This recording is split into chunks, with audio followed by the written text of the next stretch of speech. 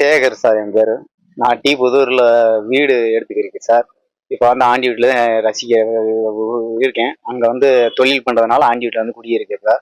வீடு எடுக்கிறேன் சார். வீடு எடுத்து வீட்டு மேலே வந்து ரோனு மாற்றி போட்டதுனால ரோடு போட்டேன். அதில் வந்து மிஜாச்சி வந்து வரதா வரலான்னு பேங்கிட்ட வந்து எங்களுக்கு ஃபோன் போட்டாங்க. அந்த மிஜாச்சி நாங்கள் வரல.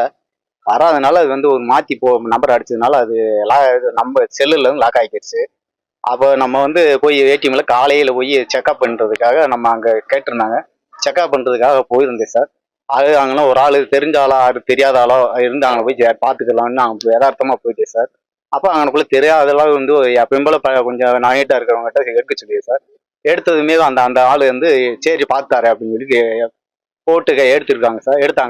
எடுத்துட்டு காசு மட்டும் ஏறி இருக்கு சார் அப்படின்னு சொல்லிட்டாங்க. சரி ஒரு 10 ரூபா எடுக்கணும்னு நான் சொல்லிட்டு இருந்தேன் சார். அப்போ எடுக்கணுமே அந்த 10 ரூபா எடுத்து கையில் கொடுத்துட்டாங்க.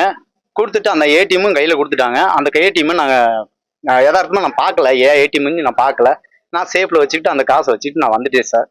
அதுக்கு பிறகு அவங்க கொண்டு ஒரு அரை மணி நேரம் 3/4 மணி நேரம் கழிச்சு 1/2 மணி நேரம் கழிச்சு போய் ஒரு 10 ரூபா எடுத்திருக்காங்க. என்னடா மிஜாச்சு வருதுன்னு பார்த்தா நம்மகிட்ட ஏடிஎம் இருக்கு. நானும் ஏடிஎம் நான் அப்பயும் கவனிக்கல சார்.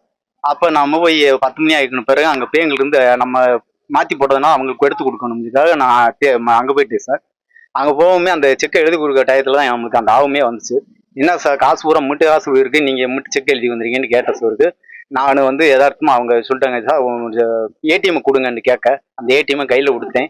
கொடுத்த சோருக்கு அவங்க என்னப்பா ஏடிஎம் பேரே இல்லை அப்படின்னு பார்க்கல. அப்போ லாக் பண்ணிட்டாங்க.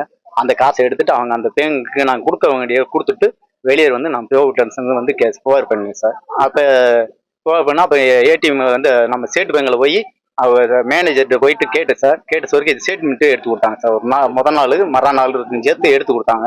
எடுத்து கொடுத்துட்டு அமௌண்ட் வந்து 3 தடவை 10 ரூபா எடுத்திருக்காங்க சார்.